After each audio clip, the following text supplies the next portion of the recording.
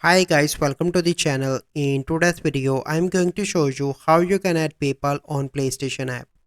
So first you need to do is to open PlayStation app, but there is no option to add payment method. So you simply need to go on open any browser and log in into your PlayStation app. Once you log in, and then you simply need to click on payment method, click on continue, and it will redirect on to the next page. So wait for a few seconds here.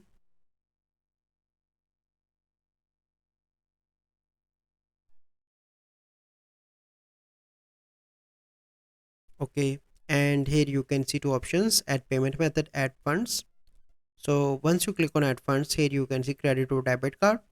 Currently in my country PayPal is not supported, so that option is not visible, but if you have PayPal supported, you can see option here. You simply need to click on that and you can use PayPal to add the funds.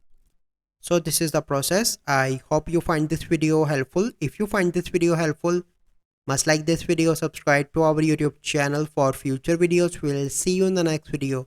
Thank you. Have a good day.